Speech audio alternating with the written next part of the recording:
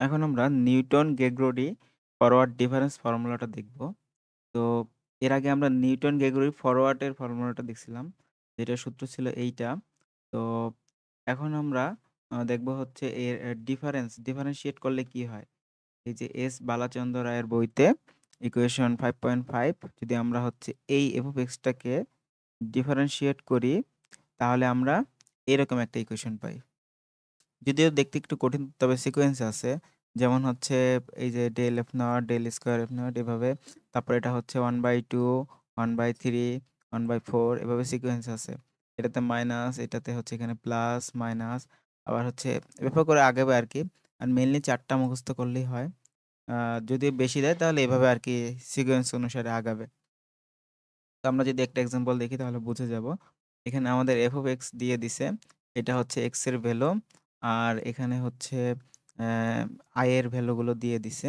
তো এখানে হচ্ছে আমাদের লিমিট বা শর্ত যাই বলি দিয়ে দিছে। xi হচ্ছে i যোগ 1, মানে i এর প্রত্যেকটা i এর সাথে 1 যোগ করব।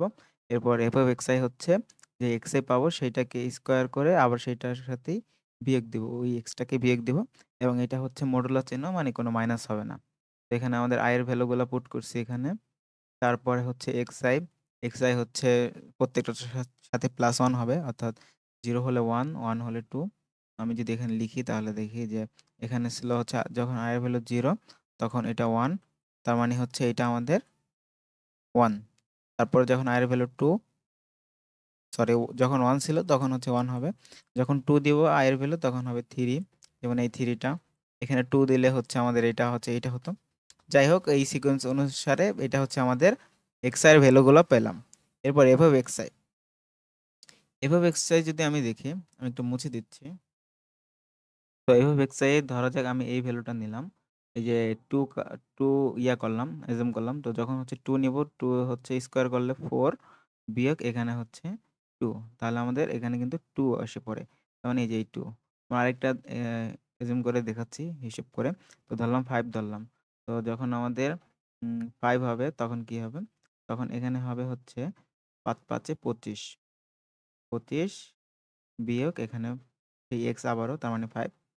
তাহলে কি হয় 20, এবং মাইনাস ভ্যালু আসলেও নেওয়া যাবে না। যদি মাইনাস এখানে আসেনি, তবে মাইনাস আসলে নেওয়া যাবে না, কারণ হচ্ছে এই মডুলাস চিহ্ন দিয়ে দেওয়া হয়েছিল। ওকে, তাহলে আমরা i, xi, f(xi) পেয়ে গেছি। এরপরে আমরা যাই। এরপরে হচ্ছে আমাদের সেই আগেরটার মতোই এভাবে টেবিল সাজাতে হবে। ফরওয়ার্ড ডিফারেন্স টেবিল, যেখানে আমাদের i এর ভ্যালুগুলো দিয়ে দেওয়া হইছে। এখানে আমাদের xi এর ভ্যালুগুলো দিয়ে দেওয়া হইছে। তারপরে আমাদের f(i) এর ভ্যালুগুলো এখানে লিখছি। সরি, xi এর ভ্যালুগুলো বের করছি। f(xi) এটাও বের করছি। এবার হচ্ছে del f(i). del f(i) হচ্ছে, আমি এটা বলে দিচ্ছি, একটু ভালোভাবে খেয়াল রাখবেন যে এই দিক থেকে, অর্থাৎ এইটা থেকে এইটা বিয়োগ, আবার এইটা থেকে এইটা বিয়োগ, উপর থেকে কিন্তু না, নিচের থেকে, অর্থাৎ 20 থেকে 12 বিয়োগ, 12 থেকে 6 বিয়োগ, 6 থেকে 2 বিয়োগ, 2 থেকে 0 বিয়োগ, এগুলো লেখা হইছে। দেখেন এগুলোই আসে। তারপরে আবার 8 থেকে এটা বিয়োগ দিছে, আবার 6 থেকে 4 বিয়োগ, 4 থেকে 2 বিয়োগ, এগুলোই আসছে। এবং 2 থেকে এই 2 বিয়োগ, এটা থেকে এটা বিয়োগ, 0 0। এরপর এটা থেকে এটা বিয়োগ, 0। এবং আমাদের ভ্যালু যেহেতু এখানে f এর ভ্যালু ৫ টা, তার মানে আমরা বুঝে নিলাম যে এটা ৪ বার হবে। f এর ভ্যালু ৬ টা হইতো, তাহলে এটা হচ্ছে আরো একবার বেড়ে যেত কিন্তু। তার মানে ১ম টা হচ্ছে, মানে বিয়োগ, ডেল মানে কিন্তু এই যে একটা থেকে একটা বিয়োগ এরকম বোঝায় ডেল। ডেল মানে কিন্তু এটাই। তো ডেল f অফ i মানে হচ্ছে এগুলো পাইলাম। আর del square f of i মানে এইটাকে আরেকবার বিয়োগ করলে এইটা, del square f of i, del cube f of i, এটা। ওকে। তাহলে আমরা এগুলো পেয়ে গেলাম। এবার হচ্ছে আমাদের এক্স ফাংশনে দিয়ে দিছিল বলছিলাম। তারপরে হচ্ছে এক্স নট হচ্ছে প্রথমটা, ইনিশিয়াল ভ্যালুটা। আমি একটু মুছে দিচ্ছি। তো এটা হচ্ছে আমাদের এক্স নট 1, এবং এইচ হচ্ছে 1, এইচ 1 দিয়ে দেওয়া থাকতে পারে, অথবা হচ্ছে এক্স এর ডিফারেন্সগুলো, অর্থাৎ 1 থেকে 2 এর ডিফারেন্স, এদিক থেকে যদি বলি 5 থেকে 4 এর ডিফারেন্স, 4 থেকে 3 এর ডিফারেন্স, 3 থেকে 2 এর ডিফারেন্স, 2 থেকে 1 এর ডিফারেন্স, 1 করেই। ওকে, তো কে এবার হচ্ছে কে হচ্ছে x minus x naught by h, এটা আমাদের পরিচিত। তো এরপর যদি এটা বিয়োগ দিই তাহলে আমাদের এটা পাইলাম। ওকে, আমরা কেও পেয়ে গেলাম। এবার হচ্ছে আমরা সূত্র জানি, সূত্রটা দেখে আসছি। এবার সূত্রটা যদি পুট করে দেই, 1, এইচ এর ভ্যালু হচ্ছে 1, হ্যাঁ? এইচ এর ভ্যালু 1। তারপর হচ্ছে del F naught. Del F নটের ভ্যালু হচ্ছে আমাদের, আমি দেখিয়ে দিচ্ছি কোনটা। ডেল এফ নট হচ্ছে এই যে এইটা, আমি একটু কালার করে দিচ্ছি। তো এইটা, এটা হচ্ছে আমাদের ডেল এফ নট।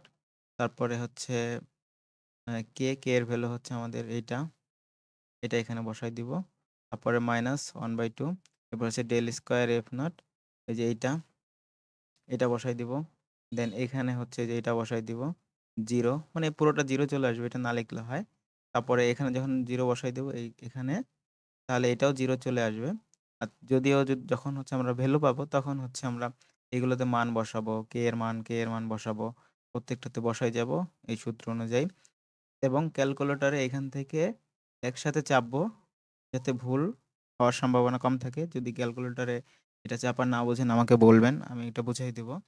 অ্যান্ড এই ম্যাথ পরের প্র্যাকটিসগুলা এগুলো আমি করছি, এগুলো যদি লাগে এটার পিডিএফ দিয়ে দিব, এবং এই স্লাইডটা যদি পিডিএফ লাগে আমি সেটাও দিয়ে দিব।